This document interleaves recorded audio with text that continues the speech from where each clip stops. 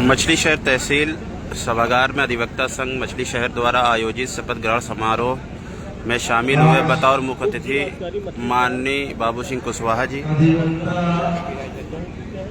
मछली शहर के शपथ ग्रहण समारोह में नवनिर्वाचित अध्यक्ष आदरणीय भूपेंद्र पटेल साहब, वरिष्ठ उपाध्यक्ष श्री संजय कुमार चौधरी साहब, महामंत्री श्री नंदलाल यादव जी, उपाध्यक्ष श्री जितेंद्र प्रताप यादव जी, उपाध्यक्ष द्वितीय श्री राजेश कुमार पटेल जी, कनिष्ठ उपाध्यक्ष श्री बलराम पटेल यादव जी, कोषाध्यक्ष श्री सतीश कुमार जी, संयुक्त सचिव प्रशासन श्री राम सिंह पटेल साहब, संयुक्त सचिव प्रकाशन श्री अविनाश कुमार जी, संयुक्त सचिव पुस्तकालय श्री बाल कुमार सरोज साहब, आय व्यय निरीक्षक श्री अनिल कुमार सरोज साहब, हमारे कार्यकारिणी के सदस्य श्री अरुण कुमार चौरसिया साहब, श्री हरिश्चंद्र शुक्ला जी, श्री धर्मेंद्र श्रीवास्तव जी, श्री आत्माराम सरोज साहब, श्री राजेंद्र प्रसाद यादव जी, श्री विजय प्रताप सिंह जी,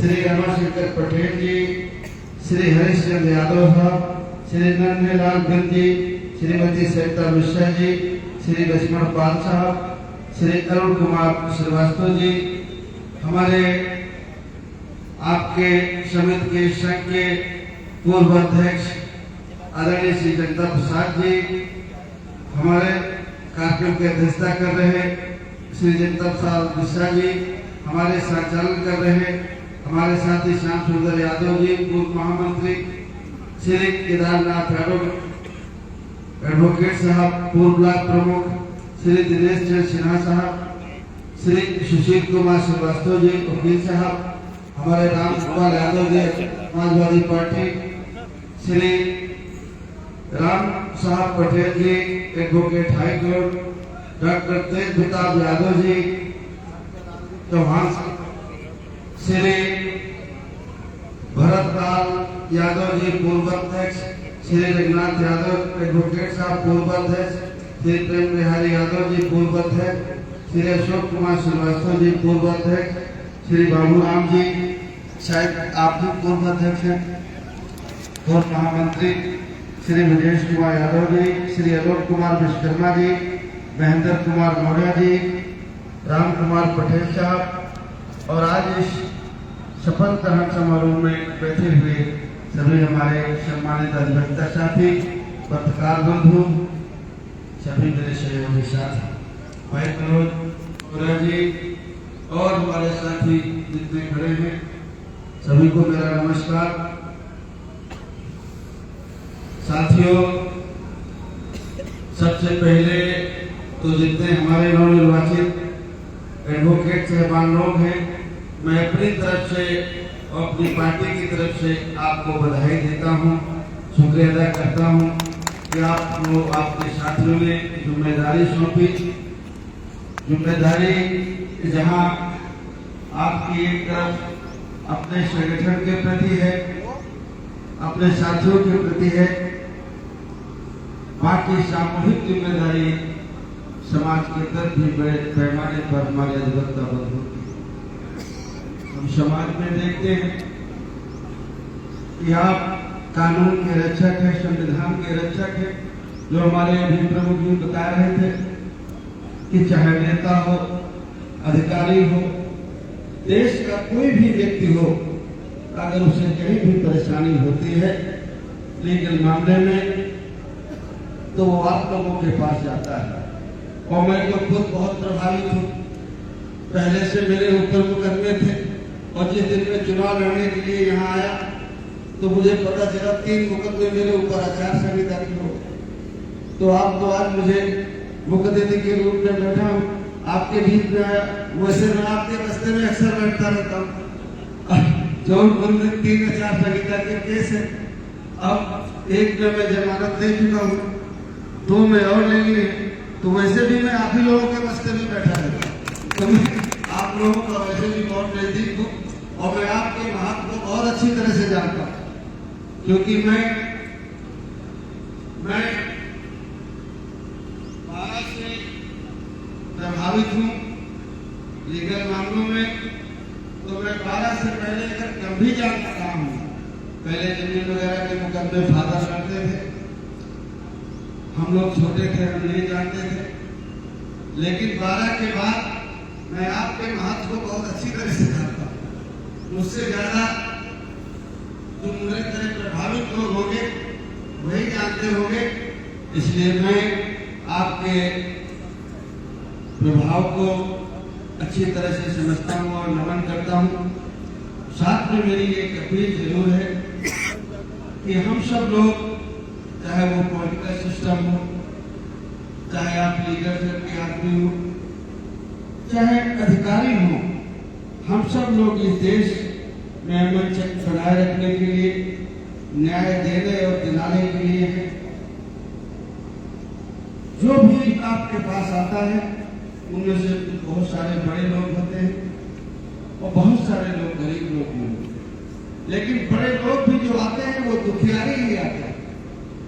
तो आप कह सकते हैं कि सब दुखी लोग ही आते हैं, तो आपकी ये भी बड़ी जिम्मेदारी है कि समाज के वो लोग जो बहुत गरीब हैं, कमजोर हैं, जो जिनको न्याय नहीं मिल पा रहा, बहुत सालों से वो दौड़ रहे हैं, उनके पास देने के लिए पैसे नहीं है, या अपनी आप बात छोड़िए, आप अदालत का सिस्टम आप अच्छी तरह से जानते हैं। मैं करप्शन का मुकदमा झेल रहा था और मैं करप्शन का मुकदमा झेलते झेलते मेरे जज साहब थे, लेकिन पेशकार हमसे नाराज हो गया। इसलिए नाराज हो गया कि पेशकार साहब को मैंने पसंद नहीं किया। आप पेशकार साहब कैसे पसंद होते हैं आप लोगों के जहाँ पर जाते हैं, तो वो हमसे बात करने लगा। जब पुकार ना करे जज तो भी हमको बुला के खड़ा कर ले, जैसे आप पुकार ना भी करे तो भी बुला के खड़ा करे हमको बता। तो एक दिन बहुत बातचीत हो गई, जज साहब ने कहा कि क्या बात है। मैंने कहा अपने बात हुई कुर्सी के साथ तो ज्यादा अच्छा कि करप्शन का मुकदमा हो आपके अंदर, तो बहुत सारी समस्याएं आपके सामने हैं। जो गरीब हैं, कमजोर हैं, पैसे नहीं हैं, और पैसे के अभाव में उन्हें न्याय नहीं मिलता है, तो आप तो वैसे करते हैं। मैं आप लोगों को जहाँ तक समझता हूँ वो जाना हूँ, तो आप सब लोग मदद करते हैं गरीब और कमजोर की।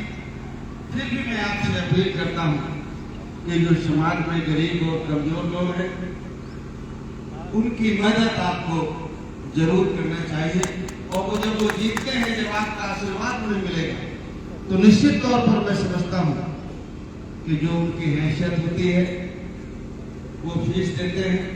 ये भी एक सही है कि अगर वकील, एडवोकेट सारे काम वो फ्री करेगा तो फिर उसका खर्चा, उसका काम कैसे चलेगा, उसके बच्चे कैसे पढ़ेंगे, बाकी उसकी जो जिम्मेदारियां हैं वो कैसे निभाई जाएंगी।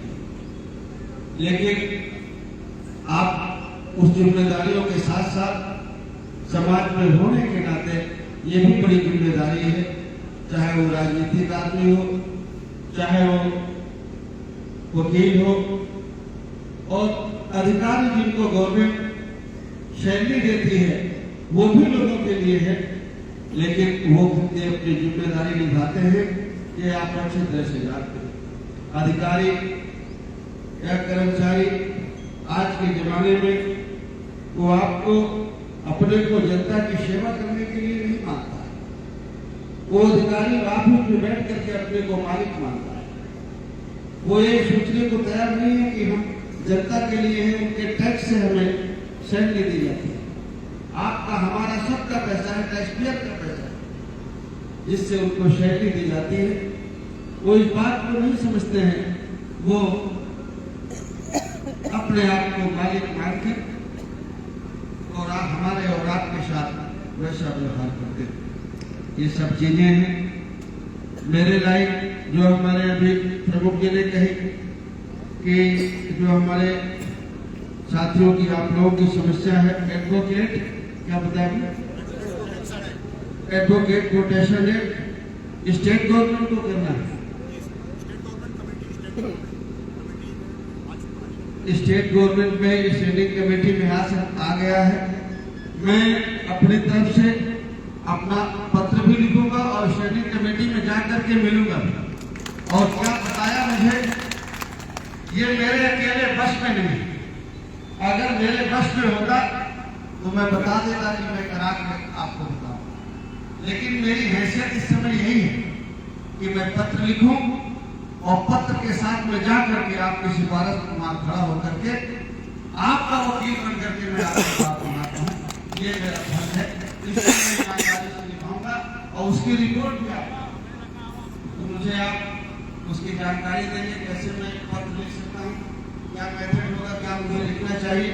मैं आपसे जानकारी ले लूंगा और फिर मैं आपसे जानकारी लेकर के पत्र के साथ में उस स्टेट कमेटी से मिलूंगा और मिल करके मैं रिक्वेस्ट करूंगा कि हमारे अधिवक्ता बंधु के लिए प्रोटेक्शन होना चाहिए। और कुछ राशियां वकील साहब लोगों के लिए आदरणीय नेताजी ने शायद किया कि अगर वकील बंधुओं को हमारे कोई घटना हो जाए, भगवान न करे तो शायद कुछ उसकी व्यवस्था है ना व्यवस्था कुछ शायद अधिवक्ता कल्याण निधि की भी स्थापना शायद नेताजी ने ही की थी, नेताजी ने की थी ना। हाँ, पढ़ाए थे तो उसमें कितना है, उसमें 5 लाख,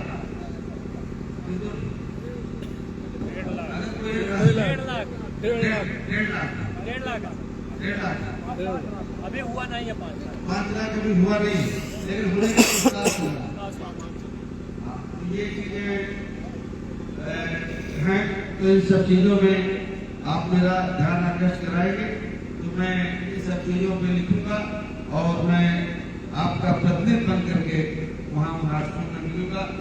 आप लोगों ने मुझे बुलाया और अपने सब लोगों से मिलने का मुझे मौका दिया, इसके लिए मैं आप सभी साथियों को जो हमारे निर्वाचित हुए हैं और जो सहयोगी साथी हैं, सभी अधिवक्ता बंधुओं को दिल की गहराइयों से धन्यवाद देता हूँ। इस निवेदन के साथ कि जो संविधान के तहत हमें हक अधिकार मिले हैं, अभी हम लोगों ने परसों 26 जनवरी मनाया है। 26 जनवरी को मैं यात्रा में था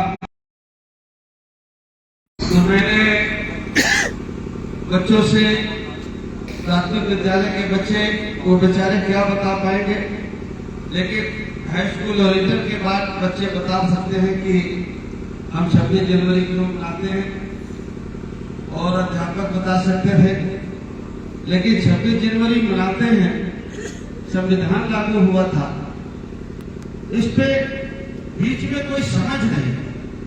जो मैंने महसूस किया कि 26 जनवरी 1950 को संविधान लागू हुआ, पूर्ण आजादी मिली, उस संविधान के तहत हम सभी लोग ये खुशी मनाए कि हमारे द्वारा संविधान लिखा गया, बाबा साहब अम्बेडकर के द्वारा लिखा गया, और सभी क्षेत्र में इस देश के वीकर सेक्शन को हक और अधिकार मिला। खास करके हमारी बहनों को, हमारी बेटियों को, हमारी महिलाओं को हर क्षेत्र में हक अधिकार मिला। जो हिंदू कोड बिल की चर्चा होती है, और हिंदू कोड बिल के मामले में बाबा साहब अम्बेडकर ने मेन रूप से रिजाइन किया। तो जो चर्चा हमें जहां होनी चाहिए वो चर्चा हम नहीं कर पाते। मैं ये भी आपसे अपील करूंगा कि संविधान की चर्चा इस समय जोरों पर है, हमारे पक्ष में नहीं, अपने पक्ष में, लोगों के पक्ष में। आप जहां भी जाएं, जरूर जहां लोगों को मदद मिल सकती है संविधान की लाइन से, उस लाइन को जरूर लोगों को आप बताने का कष्ट करेंगे, ताकि लोगों को जानकारी रहे कि अगर हमारे साथ अन्याय हो रहा है तो हम वकील साहब से जाके बात करें कि हमारे साथ ये अन्याय हुआ है, आप हमारा इसमें पक्ष रखें। बहुत बहुत धन्यवाद। पुनः आपको एक बार शुक्रिया अदा करते हुए अपनी बात खत्म करता हूँ। नमस्कार। मेरे लायक जो भी है, हालांकि मेरा निर्वाचन क्षेत्र नहीं है ये, लेकिन फिर भी आंशिक है, फिर भी मैं क्या कर सकता हूँ, मैं कहूँगा नहीं, मैं इस बारे में भी कुछ सोचूं। बहुत बहुत शुक्रिया। बहुत बहुत आभार माननीय सांसद साहब। अभी अध्यक्षीय भाषण होगा माननीय अध्यक्ष जी द्वारा। आप लोग अपने सीट पर बैठे रहे, आपके लिए स्वल्पाहार की व्यवस्था है आपके सीट पर। अभी आ रहा है, आप लोग अपने स्थान पर बैठे रहेंगे। नरेंद्र चंचल जी, आप अपनी गीत को प्रस्तुत करें। माननीय अध्यक्ष जी, मिश्रा जी कहाँ गए? अध्यक्ष जी और अध्यक्ष जी की अनुमति से मैं कार्यक्रम को संपन्न कराने की घोषणा करता हूं। हमारे